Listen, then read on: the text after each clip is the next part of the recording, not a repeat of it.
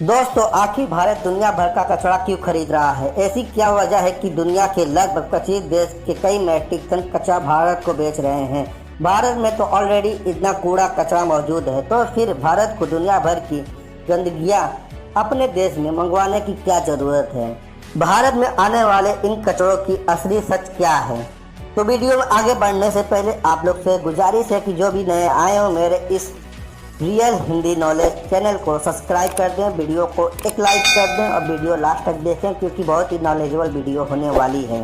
तो चलिए जानते हैं दोस्तों, हमारे भारत की आबादी कितना ज़्यादा है। ये तो आप जानते होंगे, पर जितनी ज़्यादा यहाँ की आबादी है उससे कई ज़्यादा यहाँ के लोग कचरा फैलाते हैं। लेकिन क्या कभी आप ये सोचने की कोशिश की है, इतना ज़्यादा खुद का कचरा होने के बावजूद आखिर क्यों भारत दुनिया भर से 25 देशों से कचरा खरीद रहा है? अब आप ये जानकर हैरान हो जाएंगे कि भारत हर साल 4300 करोड़ का कचरा अपने देश मंगवाता है, जिसमें से कुछ इलेक्ट्रिक वेस्ट होता है तो कुछ प्लास्टिक वेस्ट होते हैं। पर प्लास्टिक वेस्ट में कुछ वेस्ट मटेरियल मौजूद होते हैं जिसे रिसाइकल नहीं किया जा सकता। तो फिर ऐसी कौन सी ज़रूरत है जो सिर्फ कचरे से ही पूरी हो सकती है? दोस्तों, आगे हम कुछ बताएंगे, इससे पहले इस सड़क को ध्यान से देख लीजिए। यह एक ऐसी सड़क है जो 12 राज्यों को जोड़ती है। इसकी पूरी लंबाई लगभग 1 लाख किलोमीटर है। पर क्या आपको मालूम है कि इतनी शानदार और मजबूत सड़क तो किसी और चीज़ से नहीं बल्कि प्लास्टिक वेस्ट मटेरियल से बनाया गया है, जिसमें 1 किलोमीटर सड़क बनाने के लिए 1 टन प्लास्टिक का इस्तेमाल हुआ है। वैसे देखा जाए तो आइडिया बुरा नहीं है। बाकी चीज़ों के मुताबिक प्लास्टिक वेस्ट से सड़क बनाना काफ़ी किफ़ायती साबित हो रहा है। लेकिन क्या केवल सड़क बनाने के लिए भारत कचरा दूसरे देशों से मंगा रहा है? क्योंकि अगर ऐसा होता तो ना जाने भारत में कितनी सारी मजबूत सड़कें बन गई होती। असल दोस्तों, भारत में कचरे से और भी कई सारी चीज़ें बनाई जा रही हैं, क्योंकि भारत सरकार नहीं बल्कि यहाँ के लोग भी अपने जुगाड़ू दिमाग का इस्तेमाल करके शानदार कारनामे करना नहीं भूलते हैं। अब जैसे कि आप प्रोफेसर सतीश कुमार से ही मिल लीजिए, जिन्होंने पेट्रोल और डीजल के बढ़ते दामों पर लगाम लगाने का तरीका ढूंढ लिया है, जहां उन्होंने एक ऐसे टेक्निक का आविष्कार किया है जो प्लास्टिक के कचरे से पेट्रोल और डीजल बनाने का काम करती है। पर सबसे ज़्यादा हैरान करने वाली चीज़ यह है कि पेरोलिस नाम के अपने इस टेक्निक के जरिए सतीश कुमार उस प्लास्टिक वेस्ट रिसाइकल कर लेते हैं जिसे रिसाइकल नहीं किया जा सकता। तभी तो 500 किलो प्लास्टिक वेस्ट करके कम से कम 400 लीटर पेट्रोल बना लेते हैं।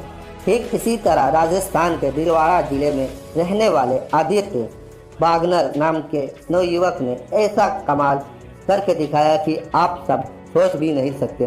17 साल के इस लड़के ने एक ऐसी कंपनी डेवलप की जिसका नाम ट्रस्ट टू ट्रेजर है।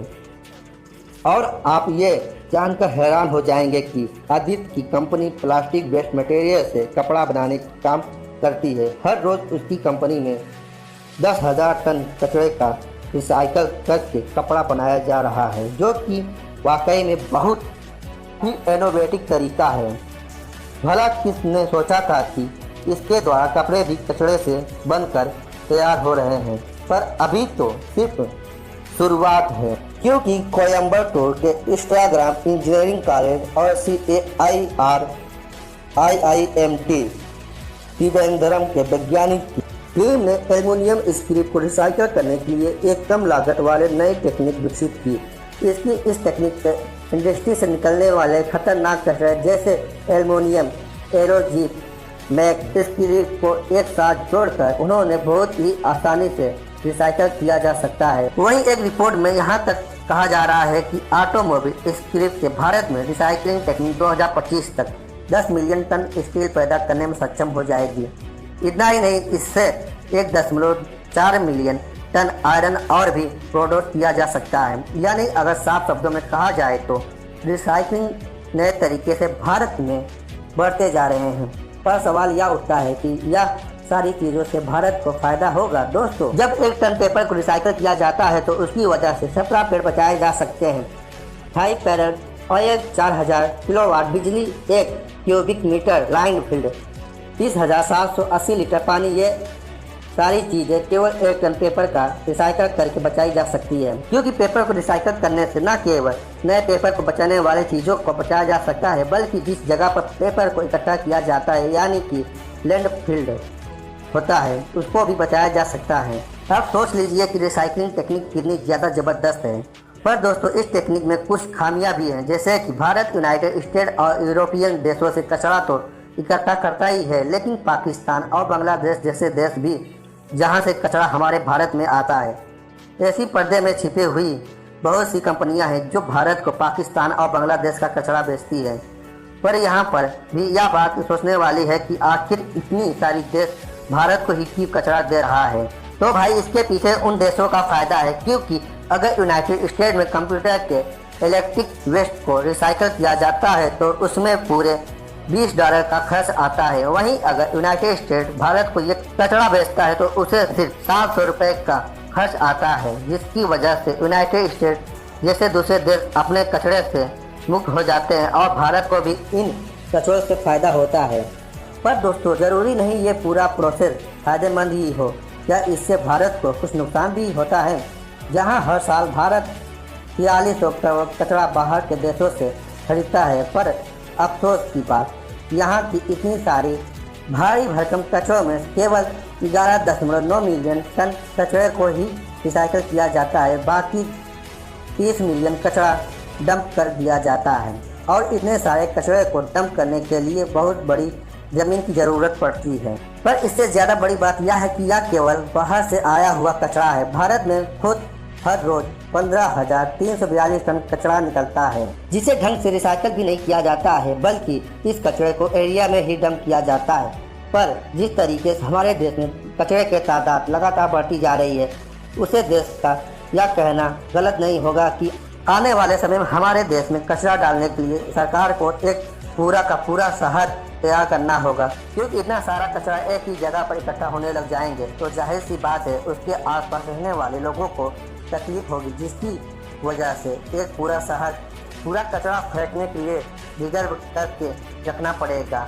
और इससे भी बड़ी बात यह है कि यह वो कचरा है जो जिसे आज की टेक्नोलॉजी के हिसाब से रिसाइकल नहीं की जा सकती है। पर यही कारण है कि भारत में लगातार पॉल्यूशन बढ़ता जा रहा है, लोगों की बीमार होने की हद बढ़ती जा रही है और देश के कुछ इलाकों में तो पूरे हालात हैं कि वहां मौजूद कचरे की वजह से सांस लेना तक मुश्किल है।